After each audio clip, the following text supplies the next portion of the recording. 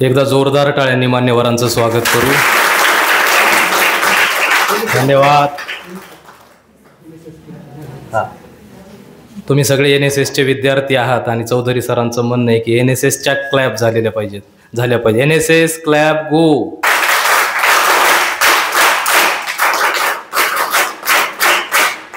धन्यवाद. महात्मा गांधी विद्या मंदिर नाशिक संचलित कला व वाणिज्य महाविद्यालय येवला या महाविद्यालयाच्या या सभागृहामध्ये उपस्थित आपल्या सर्वांचं मी सुरुवातीला हार्दिक स्वागत करतो. समाजश्री प्रशांत दादा हिरे निरामय आरोग्य केंद्रातर्फे जागतिक अवयव दिनानिमित्त आयोजित विशेष व्याख्यानासाठी उपस्थित सर्व मान्यवरांचं, सभागृहातील सर्व मान्यवर प्राध्यापकांचं, विद्यार्थ्यांचं आणि विद्यार्थिनींचं, एकूणच सभागृहामध्ये उपस्थित असणाऱ्या सर्वांचं मी संयोजन समितीच्या वतीनं, कार्यक्रम समितीच्या वतीनं पुनश्च एकदा खूप स्वागत करतो. जागतिक अवयवदान दिनानिमित्त ज्यांचं विशेष व्याख्यान आपण आयोजित केलेलं आहे, ज्यांचं आपल्या महाविद्यालयाप्रती कायमच स्नेह राहिलेला आहे, ज्यांचं प्रेम आम्हाला कायम मिळत असतं, जे सतत आमच्या हाकेला ओ देऊन या ठिकाणी तुम्हा विद्यार्थ्यांसाठी, आपल्या सगळ्यांसाठी उपस्थित राहत असतात. केवळ इथंच उपस्थित राहत नाहीत, तर आम्ही आजारी पडल्यानंतर त्यांच्या हॉस्पिटललाही ते आम्हाला घरच्यासारखी काळजी घेतात. असे अतिशय आपल्या सगळ्यांशी स्नेह असलेले आदरणीय doctor Sarjeraoji Thombre sir, Deepak Kisanrao Thombre sir, माफ करा, दीपक ठोंबरे सर या ठिकाणी उपस्थित आहेत. ते येवला पंचक्रोशीमध्ये सुप्रसिद्ध सर्जन म्हणून प्रसिद्ध आहेत. असे प्रसिद्ध सर्जन माननीय दीपक ठोंबरे सर या ठिकाणी आजच्या विशेष व्याख्यानासाठी उपस्थित आहेत. त्यांचं महाविद्यालयाच्या वतीनं, कार्यक्रम समितीच्या वतीनं मी खूप स्वागत करतो. ज्यांच्या अध्यक्षतेखाली हा कार्यक्रम संपन्न होणार आहे ते महाविद्यालयाचे सन्माननीय प्राचार्य, आपल्या सगळ्यांचे मार्गदर्शक, आपले कुटुंब प्रमुख आदरणीय प्राचार्य डॉक्टर भाऊसाहेब गमे सर हेही मंचावर स्थानापन्न आहेत. त्यासोबतच राष्ट्रीय सेवा योजना विभागाच्या वतीनं हा कार्यक्रम या ठिकाणी आयोजित केलेला आहे. राष्ट्रीय सेवा योजना विभागाचे प्रमुख, त्यासोबतच भूगोल विभागाचे प्रमुख, शैक्षणिक पर्यवेक्षक आदरणीय प्राध्यापक कैलास चौधरी सर हेही मंचावर स्थानापन्न आहेत. त्यांच्या समवेत काम करणारे आदरणीय डॉक्टर नानासाहेब दाभाडे सर हेही मंचावर स्थानापन्न आहेत. मंचावरील सर्व मान्यवरांचं मी पुनश्च एकदा खूप स्वागत करतो. आपल्या महाविद्यालयाची परंपरा आहे, आपण कुठल्याही कार्यक्रमाची सुरुवात ज्यांनी आपल्या शिक्षणाची सोय केली, ज्यांनी शिक्षणाची गंगा येवल्यापर्यंत आणली, ज्यांनी गोरगरीब, कष्टकरी, वंचित, उपेक्षित मुलांसाठी, मुलींसाठी शाळा काढल्या, महाविद्यालये काढली, वसतिगृहे काढली, असे कुळ कायद्याचे जनक, संयुक्त महाराष्ट्र राज्याच्या चळवळीतील अग्रणी नेते कर्मवीर भाऊसाहेब हिरे यांच्या प्रतिमेस पुष्प अर्पण करून, अभिवादन करून आपण कार्यक्रमाची सुरुवात करत असतो. मंचावरील सर्व मान्यवरांना मी विनंती करतो की आपण कर्मवीर भाऊसाहेब हिरे यांच्या प्रतिमेस अभिवादन करून कार्यक्रमाला सुरुवात करावी.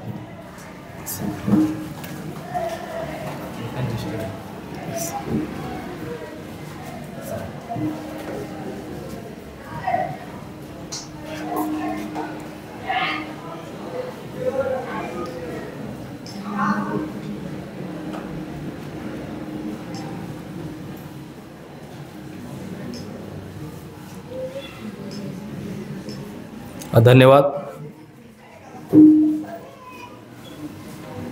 या भावनेतून ज्यांचं कायम आपल्याला मार्गदर्शन मिळत असतं, स्नेह मिळत असतो, प्रेम मिळत असतं, असे सुप्रसिद्ध सर्जन माननीय डॉक्टर दीपक ठोंबरे साहेब या ठिकाणी त्यांचा वेळात वेळ काढून खरं तर या ठिकाणी आलेले आहेत. एका सर्जनचा, एका डॉक्टरचा वेळ मिळणं ही एक खूप मोठी गोष्ट असते, परंतु साहेब नेहमीच त्यांचा वेळ आपल्या सगळ्यांसाठी देत असतात.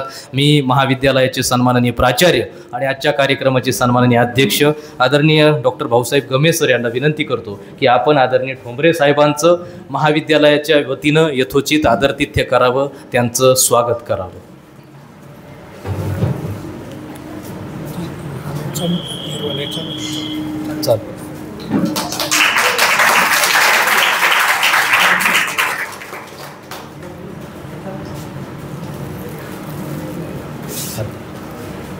धन्यवाद. आजच्या कार्यक्रमाचे सन्माननीय अध्यक्ष प्राचार्य डॉक्टर भाऊसाहेब गमे सर यांचंही संयोजन समितीच्या वतीनं स्वागत होणं या ठिकाणी अभिप्रेत आहे. मी आदरणीय कैलास चौधरी सरांना विनंती करतो की आजचे अध्यक्ष आणि आपल्या महाविद्यालयाचे प्राचार्य डॉक्टर गमे सरांचं आपण यथोचित स्वागत करावं.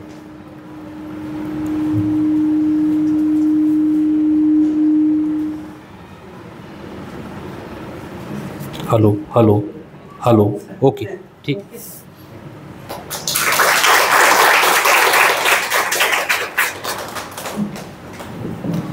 धन्यवाद. बहुजन हिताय बहुजन सुखाय हे ब्रीद घेऊन महात्मा गांधी विद्या मंदिर शिक्षण संस्थेची स्थापना कर्मवीर भाऊसाहेब हिरे यांनी केलेली होती. हेच ब्रीद किंवा हेच काम पुढं व्यंकटरावजी हिरे असतील आणि आजतागायत हिरे घराणं करत आलेलं आहे. या संस्थेच्या वतीनं समाजासाठी सामाजिक उपक्रम असतील, शैक्षणिक उपक्रम असतील, हे विविध पातळीवरती विविध स्तरावरती राबवले जातात. त्याचाच एक भाग म्हणजे समाजश्री प्रशांतदादा हिरे निरामय आरोग्य केंद्र आणि या केंद्रातर्फे चालणारे विविध उपक्रम. आजचा उपक्रम देखील त्याच भावनेनं आपण या ठिकाणी आयोजित केलेला आहे. या उपक्रमाची यथोचित भूमिका अर्थात प्रास्ताविक करण्यासाठी मी आमचे स्नेही डॉक्टर गणेश जावळे सर यांना विनंती करतो की या कार्यक्रमाची आपण भावना किंवा भूमिका मांडावी.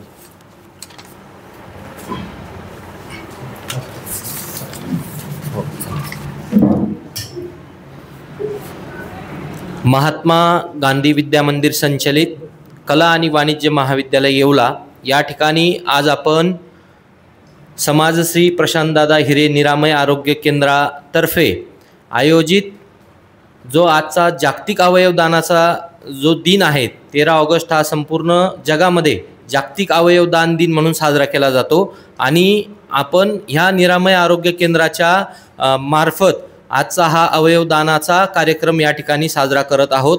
त्यासाठी आलेल्या मान्यवरांचे मी महाविद्यालयाच्या तर्फे सहर्षाचे स्वागत करतो एकदा आणि माझी प्रास्ताविक विशद करतो.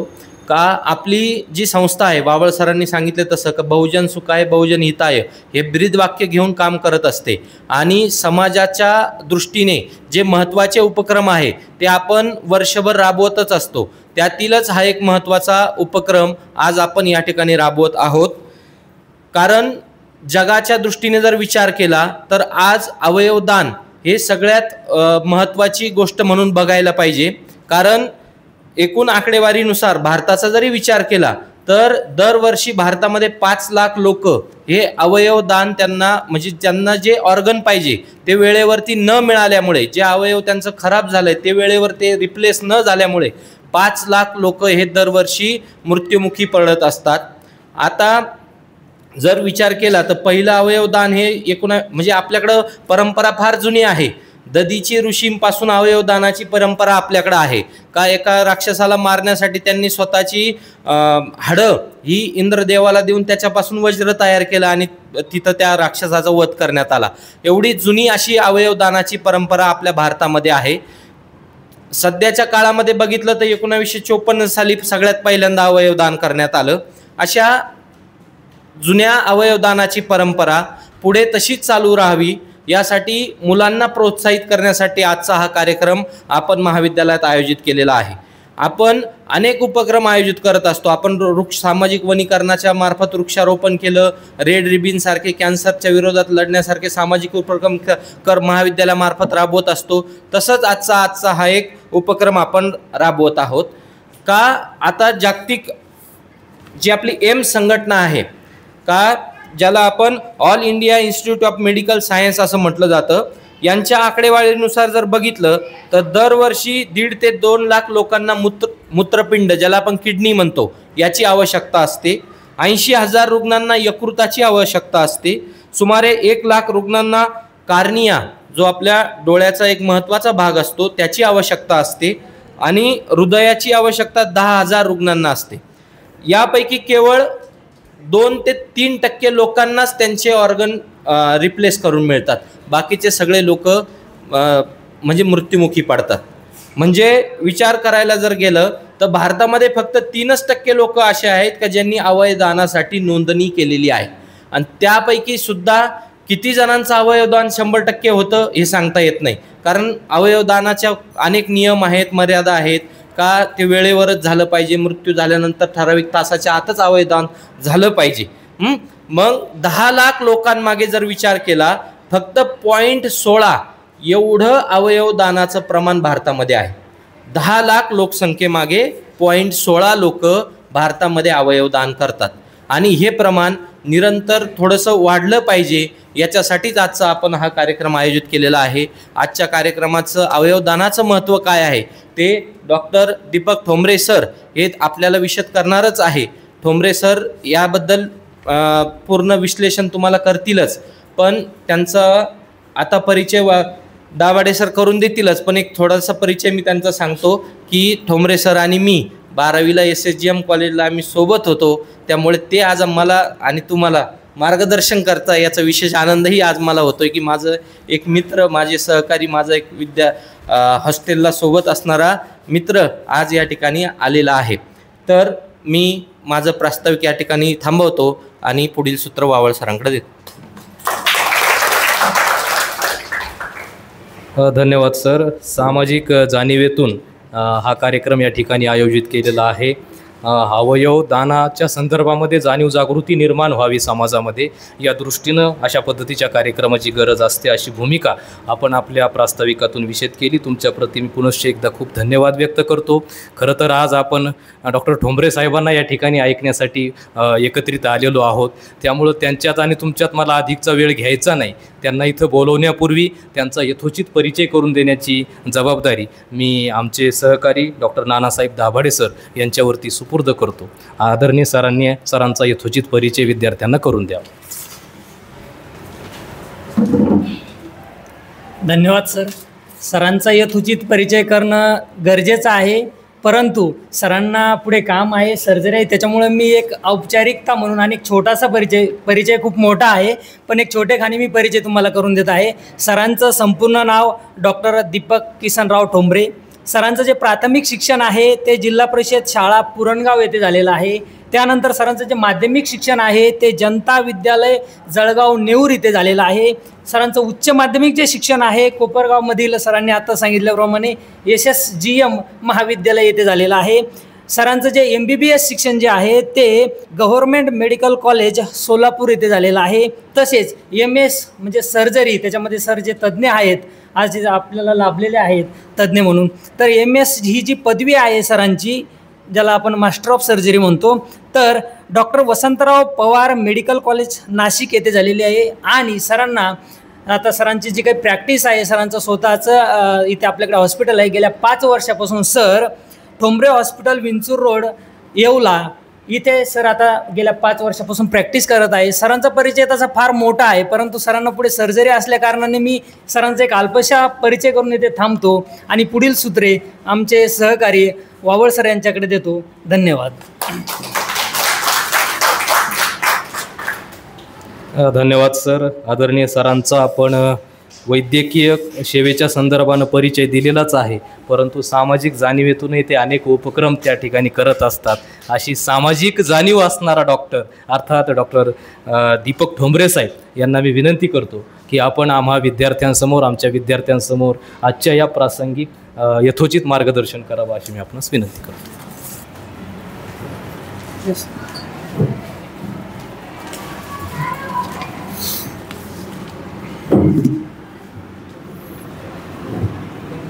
धन्यवाद सर.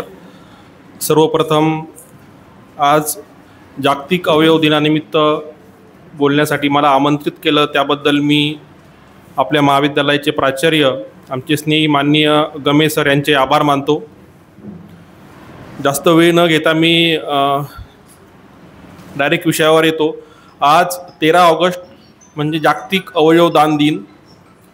ॲक्च्युली अवयवदानाबद्दल समाजामध्ये खूप कमी माहिती आहे आणि खूप बोलण्यासारखं असल्यामुळे मी आज इथे आलो आहे. सर्वप्रथम काही गोष्टी आपण समजून घेतल्या पाहिजे. अवयवदान का महत्त्वाचं आहे?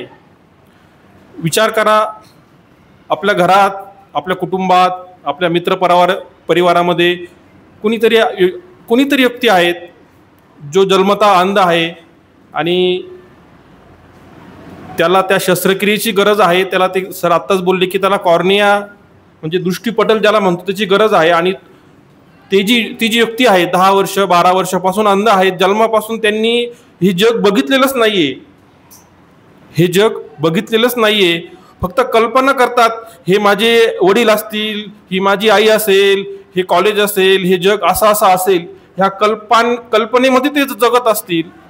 आणि जर त्यांना कुणीतरी डोनर भेटला, म्हणजे नेत्रदान करणारा जर कोणी व्यक्ती भेटला, ज्याने ठरवलं की माझ्या मृत्यूनंतर मी माझी कॉर्निया, ज्याला आपण नेत्रपटल म्हणतो, ते मी त्याला दान करणार आहे, आणि जर त्याच्या आयुष्यात प्रकाश आला तर किती आनंद होईल, तुम्हाला पण होईल, त्याच्या आईवडिलांना होईल, सगळ्यांना होईल. आणि ही गोष्ट किती किती महत्त्वाची गोष्ट आहे.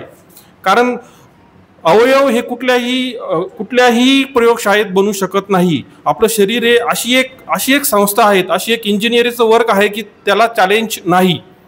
कुठलाही ऑर्गन, लिव्हर असेल, किडनी असेल, डोळे असतील, हे कुठल्याही प्रयोगशाळेत कुठलाही शास्त्रज्ञ बनू शकत नाही. आणि मग असे अवयव जर खराब असतील किंवा जन्मतः जर त्याच्यामध्ये काही व्यक्ती येत असतील तर ते अवयव दानाशिवाय त्याच्यात रिकव्हरी येणं शक्य नाही. तर अवयवदान म्हणजे काय? प्रामुख्याने 2 प्रकारचे दान असतात, एक अवयवदान आणि एक देहदान. देहदान म्हणजे मृत्यूनंतर आपलं पूर्ण शरीर दान करण्याचं. कशासाठी दान करायचं? तर मेडिकल कॉलेजच्या विद्यार्थ्यांच्या अभ्यासासाठी दान करायचं.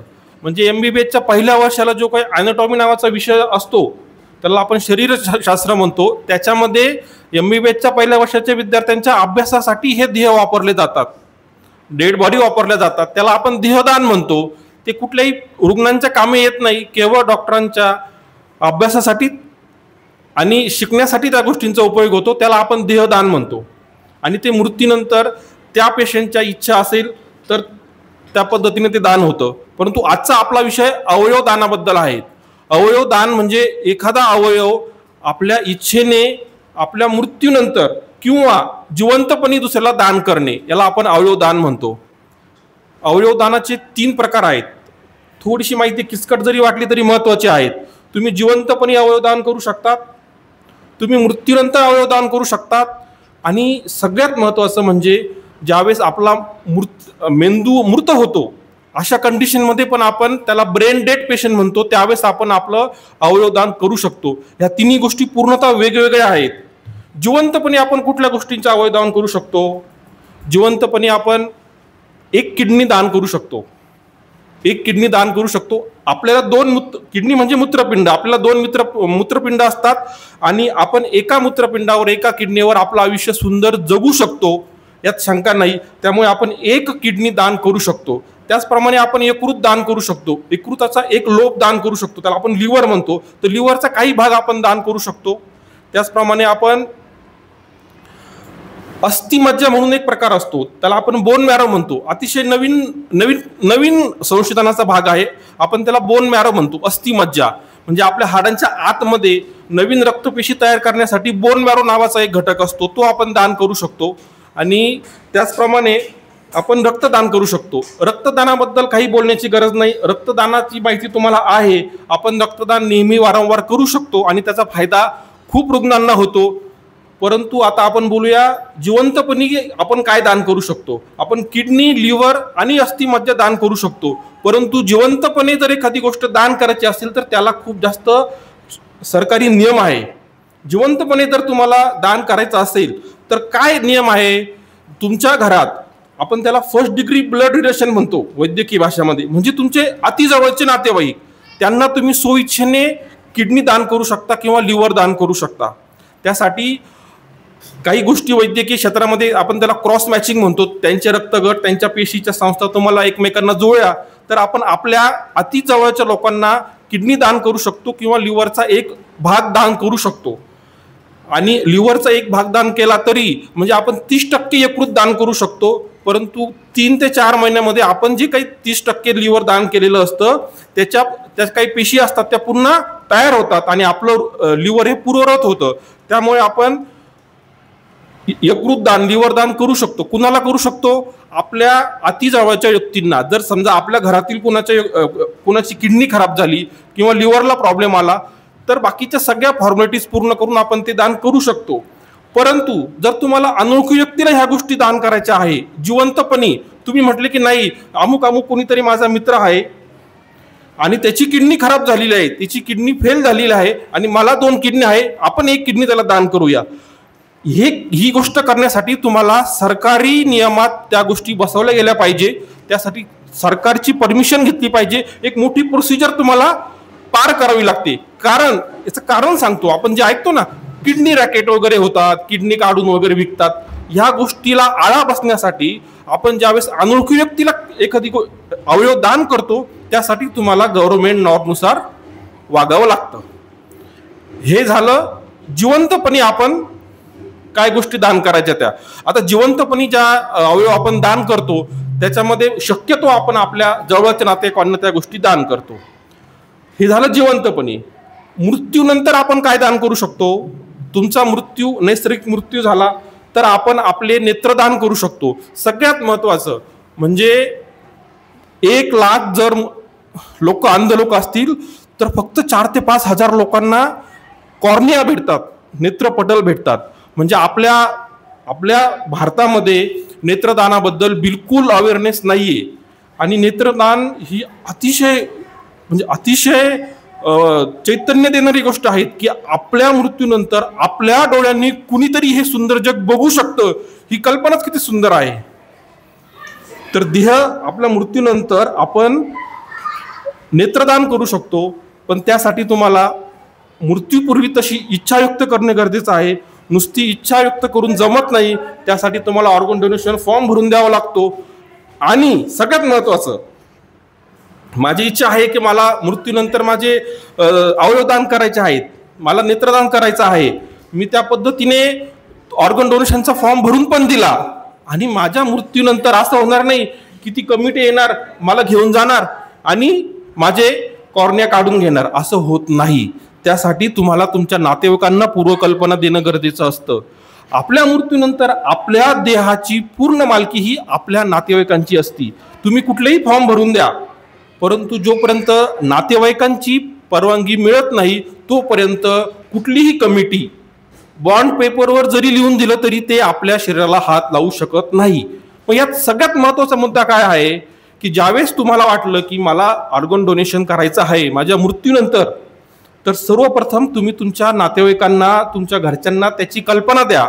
त्यांना सांगा की माझी शेवटची इच्छा आहे की माझ्या मृत्यूनंतर माझे अशा अवयव जर ते सुस्थितीत असतील तर त्याचं मला दान करायचं आहे. म्हणजे ही गोष्ट नातेवाईकांना माहीत असेल तरच ते तुमच्या मृत्यूनंतर ते दान करायला परमिशन देतील. नातेवाईकांना काहीच माहिती नाही. आपल्या प्रियजनांनी असा फॉर्म भरले आहेत, अशी प्रोसेस केली आहेत, त्यांना जर त्याची कल्पनाच नसतील तर ते कदापिही तुम्हाला परमिशन देणार नाही. तर अवयव दान करताना ही गोष्ट खूप महत्त्वाची आहे. तुम्ही फॉर्म भरता, तुमचं वय 18 वर्ष असेल तर तुम्ही ऑर्गन डोनेशनचा वैयक्तिक फॉर्म भरू शकता. तुम्हाला नातेवाईकांची कन्सेंटची गरज नाही, परंतु त्यांना पूर्वकल्पना देणं गरजेचं आहे. तुमचं वय 18 वर्षाचा खाली असेल तर तुम्ही तुमच्या वडिलांच्या संमतीने, आईवडिलांच्या संमतीने, पालकांच्या संमतीने तो फॉर्म भरू शकतात. तरी पण मृत्यूनंतर नातेवाईकांची परवानगी शिवाय काही होऊ शकत नाही. मृत्यूनंतर आपण नेत्रदान करू शकतो. नेत्रदानामध्ये फक्त आपण आपला कॉर्निया काढू शकतो, म्हणजे नेत्रपटल काढू शकतो. आणि नेत्रपटला अभावी कितीतरी आज आपल्या भारतामध्ये मुलं आहेत, मुली आहेत जे अंध आहेत, ते हे जग बघू शकत नाही. त्यानंतर दुसरी गोष्ट, मृत्यूनंतर आणखीन आपण काय दान करू शकतो? मृत्यूनंतर सांगतोय, नॅचरल मृत्यूनंतर आपण नेत्रदान करू शकतो आणि त्वचा दान करू शकतो. त्वचा म्हणजे ही स्किन. तुम्ही म्हणशाल अरे स्किन कशी दान करायची? तर जसे रक्तपेढी असतात, म्हणजे ब्लड बँक असतात, आपले पैशासाठी बँक असतात, तशा स्किन बँक असतात, त्वचेच्या बँक असतात. तिथे ही त्वचा प्रिझर्व केली जाते. परंतु त्वचा दानाबद्दल एवढी जनजागृती नाहीये, कारण एक सर्वसाधारण समज आहे की त्वचा काढल्यानंतर आपल्या परिजनांचा जो काही मृतदेह आहे तो विद्रूप होईल, खराब होईल. परंतु तसं काही होत नाही. जर सगळ्या गोष्टी व्यवस्थित झाल्या तर तुम्ही त्वचा दान केलं तर ते तुमच्या चेहऱ्यावरची, हातावरची, पायावरची त्वचा काढत नाही. जनरली पाठीवरची त्वचा असेल, पोटावरची त्वचा असेल किंवा मांडीवरची त्वचा असेल, त्याच त्वचेचं डोनेशन होतं, जेणेकरून आपला जो काही चेहरा आहे तो विद्रूप होणार नाही मृत्यूनंतर आणि नातेवाईकांना त्या गोष्टीची कुठेतरी भीती वाटणार नाही. परंतु त्वचादानाबद्दल आपल्या समाजात बिलकुल जनजागृती नाही आहे. तुम्हाला सांगतो मित्रांनो, जे काही पेशंट असतात, बर्नचे पेशंट म्हणतो, म्हणजे काही कारणास्तव जर कोणी जळालं असेल तर आम्ही सांगतो जे पेशंट 60%, 70%, 80% जळालेले असतात त्यांच्या ड्रेसिंग आम्ही करायचो ज्यावेळेस आम्ही रेसिडेन्सीमध्ये होतो MS शिकताना. तर सर सांगतो अतिशय भयानक अवस्था होती. काय असतं ना, ज्यावेळेस थोडंसं डिटेल सांगतो, त्यावेळेस पेशंट जळतं तर सगळ्यात महत्त्वाचं म्हणजे तुमची त्वचा लॉस होते. तुमची त्वचा लॉस झाल्या म्हणजे तिथे कंटिन्यू इन्फेक्शनचा सोर्स राहणार, तिथे इन्फेक्शन तयार होणार, बॉडीचं टेम्परेचर मेंटेन होणार नाही, कारण आपला जो काही संरक्षण लेअर आहे तो निघून गेलेला असतो. त्वचा म्हणजे शरीरातला अतिशय महत्त्वाचा अवयव आहे. आणि अशा वेळेस काही पेशंटला आम्ही स्किन ग्राफ्टिंग करतो, म्हणजे हाताला जर जळालेला असेल तर मांडीची किंवा पोटाची त्वचा काढून तिथे लावतो जखम व्यवस्थित झाल्याच्या नंतर. परंतु काही पेशंटची अशी अवस्था असते की त्यांना त्वचाच राहिलेली नसते. 70-80% जळालेल्या पेशंटची त्वचा काढायची कुठून? पूर्ण जर शरीरात जळालेलं असेल तर त्वचा काढायची कुठून? अशा वेळेस तुम्ही त्या पेशंटला जीवनदान देऊ शकता. काय असतं, देहदानानंतर ज्यावेळेस तुम्ही त्वचादान करतात त्यावेळेस तुमची त्वचा ही त्वचा पिढीमध्ये संरक्षित केली जाते. आणि ज्या गरजू पेशंटला आहे त्या पेशंटचं क्रॉस मॅचिंग वगैरे बाकीच्या सगळ्या फॉर्मॅलिटीज होऊन ती त्वचा त्या पेशंटला लावली जाते आणि त्याला जीवनदान भेटतं. कारण 60% बर्न म्हणजे 60%पेक्षा जळीत पेशंट जास्त असेल तर 90% मृत्यूचं प्रमाण आहे. हा आकडा साधा नाही. तुम्ही एकदा फक्त सिव्हिल हॉस्पिटलला जाऊन बघायचं. गव्हर्नमेंट हॉस्पिटलला जास्तीत जास्त बर्नचे पेशंट हे गव्हर्नमेंट हॉस्पिटलला असतात आणि त्यांच्याकडे बर्न वॉर्ड असतो. बर्न वॉर्ड म्हणजे जळीताचा वेगळा वॉर्ड असतो. तिथं जाऊन बघा, तुम्ही तिथं 2 सेकंद पण थांबू शकत नाही अशी परिस्थिती असते. आणि जर अशा पेशंटला काही 2-2 वर्षाची मुलं असतात, काही महिला असतात, काही वृद्ध असतात, अशा पेशंटला एका पेशंटला जर आपल्या या छोट्याशा कृतीमुळे जर जीवनदान मिळत असेल तर तो आनंद किती असेल याचा तुम्ही विचार करा. तर मृत्यूनंतर आपण नेत्रदान करू शकतो, त्वचादान करू शकतो आणि ह्या दानामध्ये पण नातेवाईकांची भूमिका खूप महत्त्वाची आहे. आता हे झालं जिवंतपणी मृत्यूनंतर. आणि एक सगळ्यात महत्त्वाचा तिसरा प्रकार आहे brain dead patient. Brain dead patient म्हणजे मेंदू मृत झालेला आहे. मेंदू कधी मृत होतो? एक भीषण अपघात झाला, पेशंटच्या मेंदूला मार लागला आणि मेंदू मृत झाला. आपण पेशंटला दवाखान्यात नेतो आणि पेशंट व्हेंटिलेटरवर ठेवतात. डॉक्टर व्हेंटिलेटरवर ठेवतात म्हणजे कृत्रिम श्वासोच्छवासावर ठेवतात. त्याचं फुफ्फुसातून ऑक्सिजन आपण त्याला देत असतो, कारण मेंदूपासून कार्य संपलेलं असतं. फुफ्फुस जे काही श्वासोच्छ्वास घ्यायची प्रक्रिया थांबवतं त्यावेळेस आपण त्याला नळी टाकून कृत्रिम श्वासोच्छ्वास देतो, त्याला आपण व्हेंटिलेटर ठेवतो. अशा कंडिशनमध्ये हे कधी होतं? ज्यावेळेस अपघात होतात, कधी कधी मेंदूमध्ये रक्तस्राव होतो, कधी कधी मेंदूमध्ये गाठी असतात, ट्यूमर असतात, अशा वेळेस ह्या गोष्टी होतात. परंतु सगळ्यात कॉमनली अपघातामध्ये ह्या गोष्टी होतात ज्यावेळेस मेंदूला जबर मार लागलेला असतो आणि आपला मेंदू हा मृत होतो. त्यावेळेस पेशंट दवाखान्यात असतो. आपण नेहमी बघतो, चित्रपटात बघत असाल किंवा आपल्या आजूबाजूला ऐकत असाल की पेशंट व्हेंटिलेटरवर आहे आणि आता डॉक्टरांनी सांगितलं आहे की आता पेशंटचं काही खरं नाही. अशा वेळेस नेमकं काय असतं? कारण ब्रेन डेड पेशंटचं अवयवदान महत्त्वाचं का आहे हे तुम्हाला मी पुढे सांगणार आहे. तर सगळ्यात अगोदर ब्रेन डेड काय असतं हे समजून घ्या. मेंदू पूर्णपणे मृत झालेला असतो. मेंदू काम करत नाही. मेंदू म्हणजे पूर्ण शरीराचा मास्टर माइंड आहे. मेंदूने काम केलं की तुमच्या सगळ्या हालचाली थांबतात. तुम्ही हात उचलू शकत नाही, तुमचं फुफ्फुस चालू शकत नाही. मग काय, तुम्हाला कृत्रिम श्वासोच्छ्वास दिलेला असतो, तुमचा श्वास चालू आहे, परंतु तुमचं हृदय चालू असतं. हृदय चालू असल्यामुळं तुमचं रक्त शरीरात फिरत असतं आणि शरीरात रक्त फिरत असल्यामुळे तुमचे बाकीचे अवयव जिवंत असतात. ज्यावेळेस तुम्ही व्हेंटिलेटरवर असतात त्यावेळेस तुमचे बाकीचे अवयव जिवंत असतात, कारण त्यांना रक्तपुरवठा चालू असतो.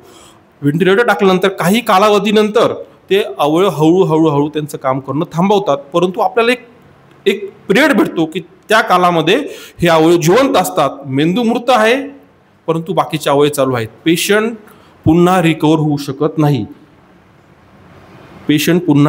शकत नाही. कारण आपला मेंदूचं दान होत नाही.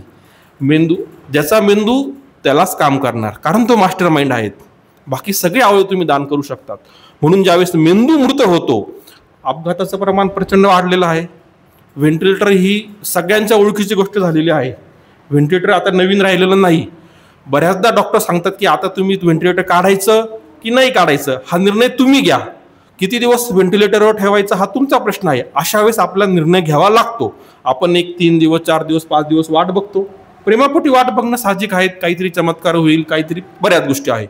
परंतु एक वेळ येते, आपण डॉक्टरांना सांगतो की आता आमचे पैसे संपले, तुम्ही व्हेंटिलेटर काढून घ्या. व्हेंटिलेटर काढून घेतल्यानंतर पेशंटचा मृत्यू होतो.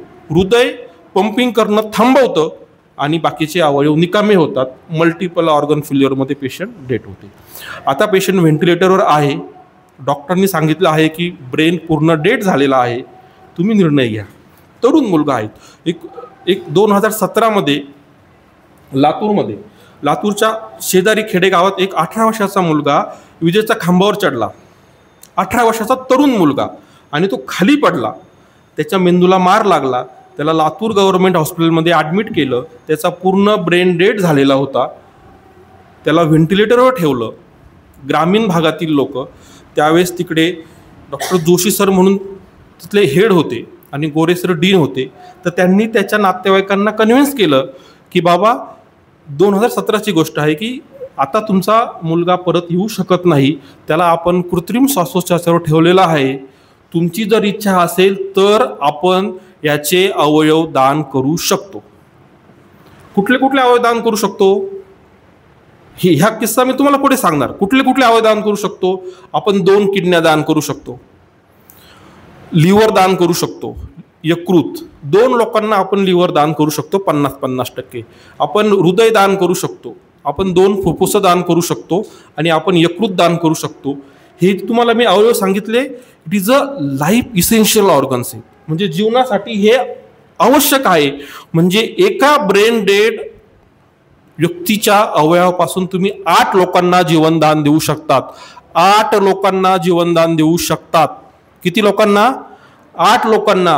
2 किडनी, 2 लिव्हरचे 2 भाग, 2 फुफ्फुसं, हृदय आणि पॅनक्रियात स्वादुपिंड, ह्या 8 लोकांना आपण जीवनदान देऊ शकतो.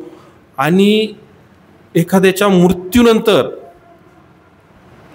मृत्यूनंतर जर त्याच्या साहाय्याने जर आपण 8 लोकांना जीवनदान देऊ शकतो तर त्याच्यापेक्षा त्या व्यक्तीला आणखीन कुठली सुंदर श्रद्धांजली असू शकते. परंतु यामध्ये सगळ्यात महत्त्वाचा पुन्हा रोल येतो तो नातेवाईकांचा.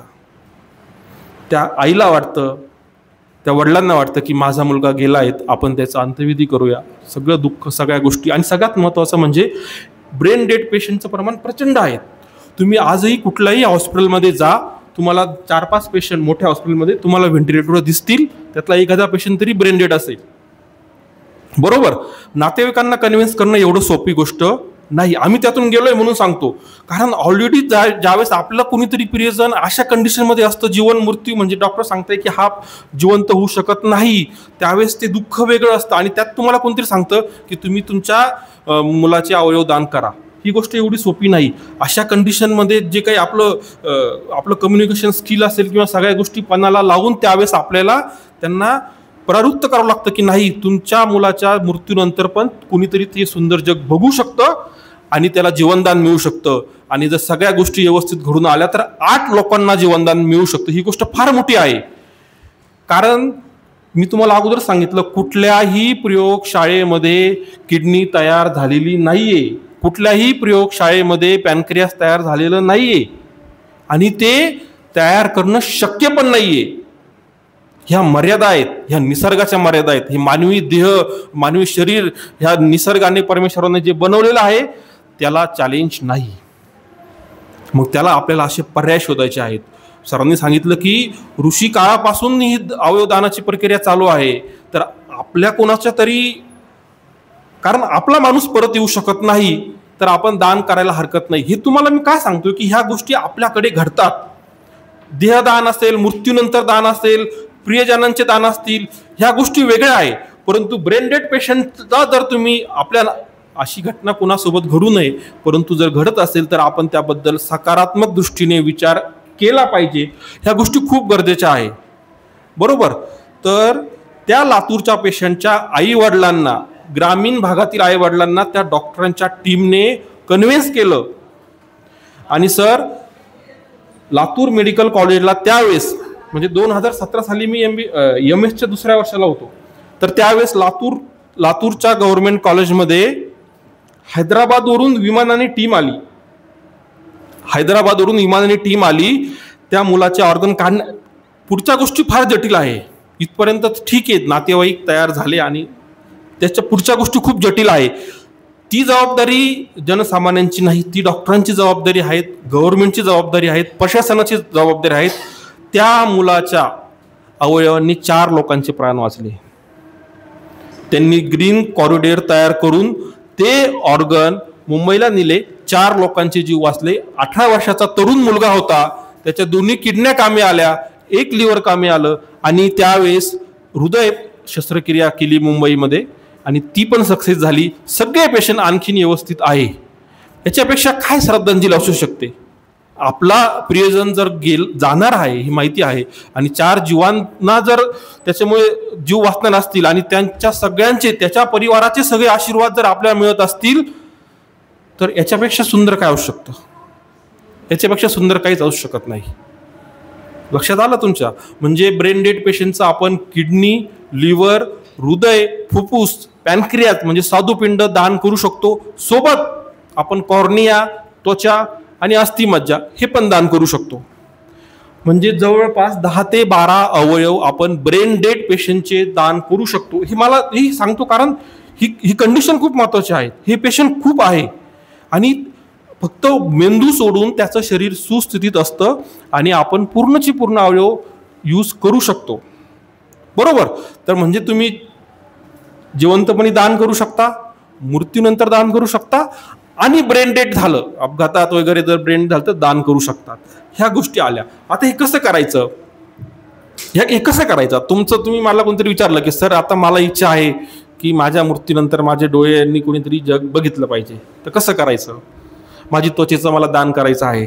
त्वचादान, नेत्रदान आपण जिवंतपणे करू शकत नाही. जिवंतपणे आपण किडनी देऊ शकतो, लिव्हरचा लोब देऊ शकतो, परंतु ते पण प्रियजनांना देऊ शकतो, घरातल्या व्यक्तींना देऊ शकतो. बाहेरच्या लोकांना देण्यासाठी बऱ्याच अडचणी आहेत. त्या प्रॅक्टिकल गोष्टी त्या सांगतो.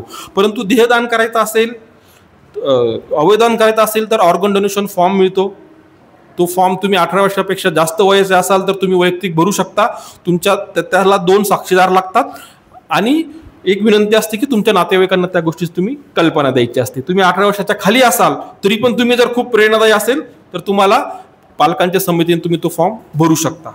आता सगळ्यात महत्त्वाचं हे झालं अवयवदानाबद्दल सगळ्या गोष्टी झाल्या. बाकीच्या गोष्टी तुम्हाला थोड्याशा सांगतो मी की गव्हर्नमेंटनी ह्या सगळ्या गोष्टी एवढ्या, आता ही 3 ऑगस्ट ते 15 ऑगस्टपर्यंत ही अवयवदानाची चळवळ गव्हर्नमेंटने सुरू केलेली आहेत की काहीतरी जीवन संजीवनी योजना 15वडा म्हणून सुरू केला आहे की जनमानसांमध्ये या गोष्टीची अवेअरनेस आली पाहिजे, लोकांना या गोष्टीची माहिती मिळाली पाहिजे, आपण काय काय दान करू शकतो, किती किती फायदे होऊ शकतात. त्यासाठी स्टेट गव्हर्नमेंटपासून सेंट्रल गव्हर्नमेंटपर्यंत जागतिक लेवलला ही चळवळ आता उभी राहते आहे. एक साधं उदाहरण सांगतो तुम्हाला मी. आपले सगळ्यांचे परिचित असतील किंवा नसतील डॉक्टर तात्याराव लहाने हे एक सुप्रसिद्ध नेत्ररोगतज्ञ आहेत. ग्रामीण भागातील मराठवाड्यातील हे व्यक्तिमत्व आहेत डॉक्टर तात्याराव लहाने. बरोबर? तर तात्याराव लहान्यांना 35 वर्षापूर्वी त्यांच्या आईने एक किडनी दिलेली आहे. 35 वर्षापूर्वी तात्याराव लहाने हे जे मेडिकल कॉलेजचे डीन होते, सुप्रसिद्ध नेत्र तज्ञ आहेत. त्यांच्या नावावर गिनीज बुक ऑफ रेकॉर्डमध्ये त्यांच्या नावाने रेकॉर्ड्स आहेत. त्यांनी मॅक्झिमम सर्जरी केलेल्या आहेत डोळ्याच्या संदर्भात. 35 वर्षापूर्वी त्यांच्या आईने त्यांना एक किडनी दिलेली आहेत. सर पण व्यवस्थित आहेत, त्यांची आई पण व्यवस्थित आहेत. काहींना वाटतं अरे माझी एक किडनी गेली, आता मग मी कसं जगणार वगैरे. काही प्रॉब्लेम नाही, आपलं शरीर एका किडनीवर जगू शकतं. बरोबर? तर गव्हर्नमेंटच्या नॉर्मनुसार तुम्हाला हे फॉर्म भरून देणं आहे. बरोबर? आणि जर ह्या गोष्टी तुमच्या इच्छेनुसार होणार. मृत्यूनंतर देहदान किंवा अवयवदान किंवा जिवंतपणी अवयवदान हे तुमच्या इच्छेनुसार होणार. ब्रेन डेड जर समजा आपल्या घरातील व्यक्ती झाला तर ते नातेवाईकांच्या इच्छेनुसार होणार. त्यासाठी नातेवाईकांना हाय लेवलला मोटिवेट करणं गरजेचं आहे. ही गोष्ट एवढी साधी सिंपल नाही सर. 1 दिवस 2 दिवस नातेवाईकांना कन्व्हिन्स करावं लागतं. म्हणजे 3 वर्षाच्या कालावधीमध्ये तुम्हाला सांगतो, 3 वर्षाच्या कालावधीमध्ये मेडिकल कॉलेजला फक्त दोन ब्रेन डेड पेशंटचे ऑर्गन डोनेशन झालं 3 वर्षाच्या कालावधीमध्ये. म्हणजे ज्यावेळेस मीच तिथं होतो त्यावेळेस. आणि त्यावेळेस सर्जरी डिपार्टमेंटला असल्यामुळं ती जबाबदारी आमच्यावर होती की नातेवाईकांना कसं कन्व्हिन्स करायचं. तर नातेवाईकांना काहीच माहीत नसतं काय आहे काहीच माहीत नसतं. म्हणजे तुम्हाला पण काही माहीत नसेल काय असतं हे, काय असं असे काढून न्यायचं आणि तिकडे लावायचं आणि त्या पेशंट लावणार. एवढ्या सोप्या गोष्टी नक्कीच नाही. लोकांमध्ये ती जनजागृती होणे गरजेचं आहे. आता हे झालं, तुम्हाला समजलं, तुम्ही जिवंतपणी अवयवदान करू शकतात, तुम्ही मृत्यूनंतर करू शकतात, एखादं आपलं नातलग ब्रेन डेड असेल तर करू शकतात. पुढे काय होतं? पुढची गोष्ट मी तुम्हाला बोललो की फार किचकट आहे. तुम्ही ग्रीन कॅरिडॉर नावाची प्रकार ऐकला असेल की कुणाचं तरी हृदय काढून नाशिकवरून मुंबईला न्यायचं आहे. एखादा ब्रेन डेड पेशंट आला, त्याला तुम्ही नातेवाईकांना कन्व्हिन्स केलं, झालं, सगळं झालं. आता त्यांनी संमती दिली की ठीक आहे याचे अवयव तुम्ही काढू शकतात. पुढे काय? पुढच्या पण तेवढ्याच किचकट गोष्टी आहे आणि त्या गोष्टीसाठी गव्हर्नमेंट हे पूर्णपणे स्वतः खर्च उचलतं. हे अवयव दान आहेत. तुम्ही जर तुमच्या कोणीतरी दान केलं म्हणून तुम्हाला पैसे भेटतील असं नाही. अवयव दानामध्ये तुम्हाला मोबदला मिळत नाही. ह्या गोष्टी लक्षात ठेवा. दान येते बरोबर, तुम्हाला कुठलाही खर्च पण करावा लागत नाही. म्हणजे तुम्ही जिवंतपणी जरी अवयव दान केलं तरी पण तुम्हाला खर्च करावा लागत नाही. मृत्यूनंतर तर नाहीच नाही, आणि पण तुम्हाला कुठलाही मोबदला मिळत नाही. बरोबर. ते ज्यावेळेस ह्या गोष्टी दान केलं, नातेवाईक तयार झाले, मग पूर्ण सिस्टीम यावं लागते. जिकडे तो ग्राफ्ट मॅच होईल तिकडच्या ते पेशंटला तिकडे हॉस्पिटलमध्ये ऑपरेशन थिएटरमध्ये नेऊन त्याची तयारी केलेली असते. इकडे डॉक्टरची कमिटी येते, पेशंटला घोषित करते की हा ब्रेन डेड आहे गव्हर्नमेंटच्या रूलनुसार, आणि त्यानंतर त्याची सर्जरी होते आणि ते अवयव घेऊन जावं लागतात दुसरीकडे. एकाच शहरामध्ये असेल तर वेल अँड गुड. नाशिक शहरामध्ये जर समजा ब्रेन डेड झालाय, त्याचं तुम्हाला किडनी न्यायची नाशिकच्या दुसऱ्या हॉस्पिटलला, सोपी गोष्ट आहे. परंतु पेशंट नाशिकला आहेत ब्रेन डेड आणि ज्याला किडनी पाहिजे तो मुंबईला आहेत. मग काय करायचं? कारण असं नाही की ते ऑर्गन ठेवले पिशवीत 10-12 दिवसांनी करूया, असं नाही. प्रत्येक अवयवाची एक मर्यादा आहे. किडनी फक्त 12 ते 16 तास आपल्या शरीरातून बाहेर काढल्यानंतर जिवंत राहू शकते. किडनी, लिव्हर 12 ते 16 तास जिवंत राहू शकते. हृदय आणि फुफ्फुस हे फक्त 4 ते 6 तास आपल्या शरीरातून बाहेर काढल्यानंतर जिवंत राहू शकते. याचा अर्थ जर तुम्हाला हृदयाची शस्त्रक्रिया करायची असेल तर 6 तासाच्या आत त्याच्या हृदयातून काढून समोरच्या हृदयात गेलं पाहिजे. ही गोष्ट एवढी सोपी नाही. त्यासाठी आपण पिक्चरमध्ये वगैरे तुम्ही बघत असाल ते ग्रीन कॅरिडॉर करतात, म्हणजे पूर्ण रस्ता हा मोकळा केलेला असतो. त्यासाठी जिल्हा अधिकारी पासून सगळ्यांच्या परमिशन घ्यावं लागतात, वाहतूक पोलिसांचे सहकार्य घ्यावं लागतं. सगळ्यांच्या सहकार्याने जर तिथं समजा एअरलिफ्टची सोय असेल तर विमानाद्वारे त्याला प्राधान्य दिलं जातं, नसेल तर बाय रोड तुम्हाला तो ग्रीन कॅरिडॉर तयार करावा लागतो आणि अतिशय वेगाने, विद्युत वेगाने तुम्हाला ते तिथे नेऊन त्या डॉक्टरांच्या हातात ते ठेवावं लागतं. बरं, त्याच्यावर पण गोष्टी भागत नाही. ज्याला ते द्यायचं आहे त्याची शस्त्रक्रिया ऑलरेडी सुरू झालेली असते. असं नाही की ती बॅग आली मग कापा, असं नाही. शस्त्रक्रिया 10-12 तास चालतात. एवढं सोपं नाही. आपलं हृदय दुसऱ्याच्या याच्यात ठेवायचं आहे म्हणजे ते एवढी काय टाकलं आणि ते पिक्चर सारखं नाही होत, टाकलं आणि माणूस जिवंत झाला. 10 ते 12 तास सर्जरी चालतात. सगळ्या रक्तवाहिन्या पुन्हा कनेक्ट करायच्या असतात. या सगळ्या गोष्टींना वेळ लागतो. म्हणून ते ग्रीन कॅरिडॉर नावाचा कन्सेप्ट आता आलेला आहे की सगळ्या गोष्टी थांबतात. म्हणजे पंतप्रधान जरी आले तरी पण त्यांच्या तापासाठी गाड्या थांबतात ना, त्याच्यापेक्षा काहीतरी वरच्या लेवलची ती गोष्ट असते. ती पूर्ण ग्रीन कॅरिडॉर असतो. आणि यात सगळ्यात आनंदाची गोष्ट म्हणजे की आपलं गव्हर्नमेंट त्याला सहकार्य करतं. कुठल्याही केसला जिल्हाधिकाऱ्याच्या हातात असतं त्याच्यात पूर्ण जिल्ह्याची, तर अतिशय क्विक रिस्पॉन्स, जर ऑर्गन डोनेशनच्या केस आली तर अतिशय क्विक रिस्पॉन्स भेटतो. तशा कडक सूचना खालच्या लेवलला दिलेल्या असतात. तर ह्या गोष्टी होतात. आता काही केसेसमध्ये आपण अवयवदान करू शकत नाही, जसं की HIV पेशंट असेल, हेपॅटायटिस B पेशंट असेल, कॅन्सरचं पेशंट असेल, रेबीजचं पेशंट असेल किंवा सेप्टिसेमिया असेल, इन्फेक्शनमुळे मृत्यू झाला असेल, तर आपण अशा केसमध्ये दान करत नाही. परंतु शेवटचंच तुम्हाला सांगतो मित्रांनो, विषय क्लिष्ट आहेत. बरेच लोक हा विषय विसरून पण जातील. परंतु फक्त एक गोष्ट लक्षात ठेवा, ज्यावेळेस आपल्या घरात आपल्या घरात कुणाला तरी कशाची तरी गरज आहे. आपल्या घरात डॉक्टरने सांगितलं की तुमच्या पेशंटच्या दोन्ही किडन्या खराब झाल्या आहेत आणि त्याला किडनीची गरज आहे. तुमच्या पेशंटचं लिव्हर खराब झालं आहे, त्याला लिव्हरची गरज आहे. किंवा बऱ्याच लोकांना अचानक अंधत्व येतं. 10-12 वर्ष वय असतं आणि नंतर त्याला अंधत्व येतं, त्याचा कॉर्निया पूर्ण लॉस होतो आणि डॉक्टरांनी सांगितलं की आता हा पुन्हा ही जग बघू शकत नाही. विचार करा, तुमचं दुःख, तुमच्या नातलागाचं दुःख बघा. आणि अशा वेळेस तुम्हाला कोणतरी सांगतं, अरे ह्या ठिकाणी तुम्हाला अशा माणसाने इच्छा व्यक्त केली, त्याचा मृत्यू झाला आहे आणि त्याचे ते कॉर्निया नेत्रपटल अवेलेबल आहे, तुमच्या पेशंटला ते आम्ही बसू. किती आनंद होईल आपल्याला, किती आनंद होईल. तर ह्या दृष्टीने तुम्ही सकारात्मक विचार करा. याची माहिती तुम्हाला यूट्यूबवर, सोशल मीडियावर सगळीकडे मिळेल. दान काय असतं, नेत्रदान असेल, यकृतदान असेल, सगळ्या प्रकारचे दान काय असेल, ब्रेड डेड काही, सगळी माहिती तुम्हाला मिळेल. परंतु त्या बाबतीत तुम्ही सगळ्यांनीच आपल्या कुटुंबाला पण तुम्ही त्या पद्धतीने मार्गदर्शन केलं पाहिजे. तुम्हाला मी सांगितलं सर, तो लातूरचा जो किस्सा आहे ना,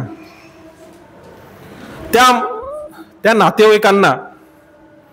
नातेवाईकांना आजही डोनेशन येतं. तुमचं हृदय, तुमचं यकृत जर ह्या पद्धतीने गेलं तर ते कुणालाही कळवत नाही की हे कुणाला चाललंय. जर समजा माझी किडनी गेली, दान केली माझ्या मृत्यूनंतर, ती कुठल्या पेशंटला जाणार आहे याची माहिती तुम्हाला मिळू शकत नाही.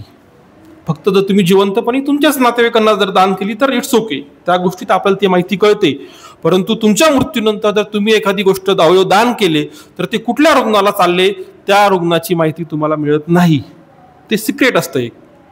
परंतु त्या लातूरच्या मुलाला आजही अननोन, त्यांच्या नातेवाईकांना आजही अननोनपणे डोनेशन येतं.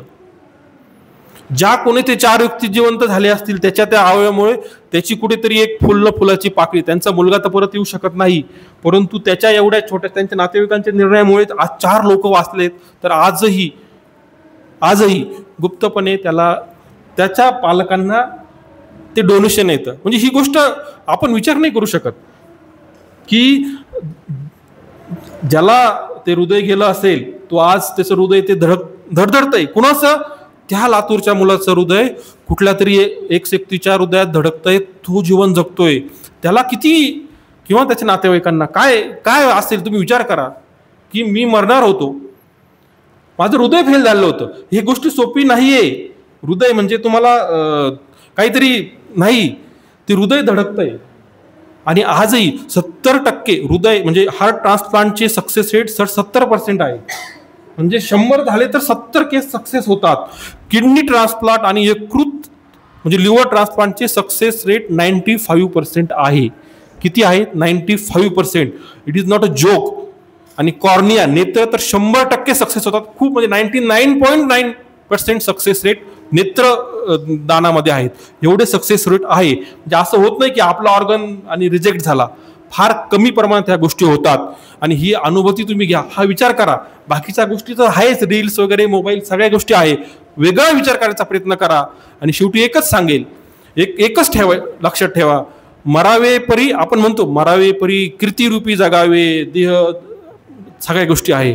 पण ह्या सगळ्यांच्या वरच्या लेवलला एक सर्वोच्च विचार काय असेल? मरावे परी अवयव दानारूपी उरावे.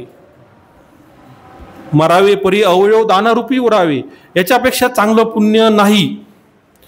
आयुष्यभर किती पाप केले आणि जर तुम्ही तुमचं जर एखादं तुमचा अवयव जर एखादा जीव वाचवत असेल, सगळे पाप धुतले. मी म्हणत नाही तुम्ही पाप करा, परंतु तुम्ही जर समजा एक दानामुळे तुमच्या जर सगळं एखादा जीव वाचत असेल, कारण हे कुणालाच जमलं नाही, डॉक्टरांना जमलं नाही, शास्त्रज्ञांना जमलं नाही, बाबा बुवा कर्मकांड साधू संत कुणालाही जमलं नाही. ते तुम्हाला जमू शकतं केवळ अवयव दान करून. लक्षात आलं?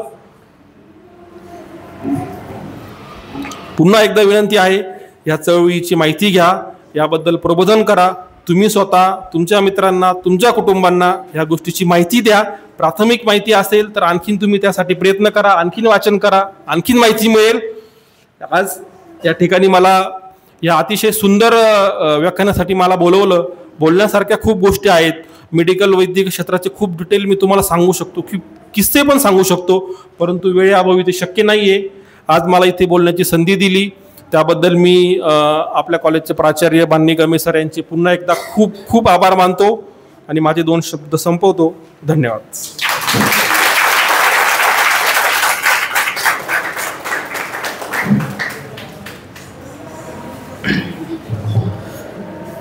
धन्यवाद सर.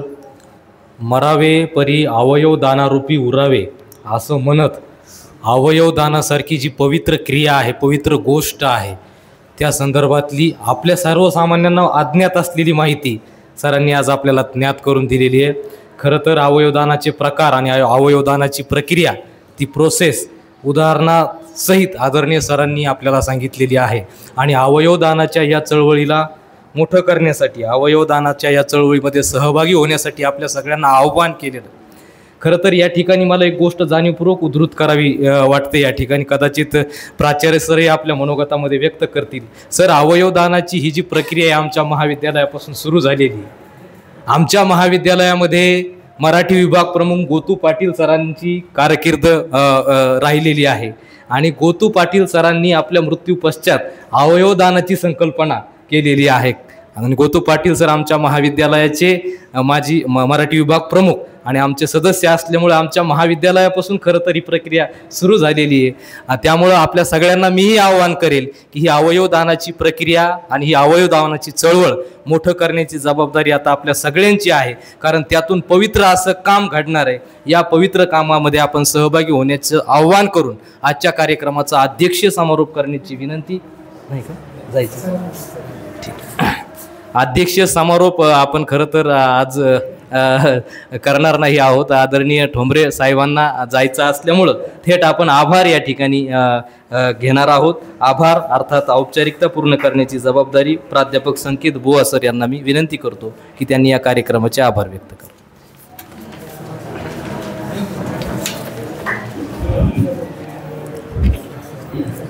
आदरणीय उपस्थित मान्यवर प्राध्यापक वृंद आणि विद्यार्थी मित्र, आजच्या या कार्यक्रमाला अवयवदान दिन या निमित्त जे काही विशेष व्याख्यान या ठिकाणी आपल्याला सरांनी दिलं त्याबद्दल सर्वांचे मी आभार व्यक्त करतो. सर्वप्रथम आपल्या महाविद्यालयाला लाभलेले प्रमुख अतिथी डॉक्टर दीपक ठोंबरे सर यांनी जे काही आपल्याला अवयवदानाबद्दल जी काही महत्त्वाची आणि मोलाची माहिती दिली त्याबद्दल मी त्यांचे आभार व्यक्त करतो. आणि जे काही अध्यक्ष जे काही आपल्याला लाभलेले प्रेरणा आणि पाठबळ देणारे आपले आदरणीय प्राचार्य डॉक्टर गमे सर यांचेही मी मनापासून आभार व्यक्त करतो. प्रभावीपणे सूत्रसंचालन करणारे डॉक्टर रामप्रसाद वावळ सर आणि त्याचप्रमाणे प्रमुख पाहुण्यांचा परिचय करून देणारे नानासाहेब दाभाडे सर यांचंही मी मनापासून आभार व्यक्त करतो. आणि अध्यक्षांच्या वतीने कार्यक्रम संपन्न झाला असं मी जाहीर करतो. धन्यवाद.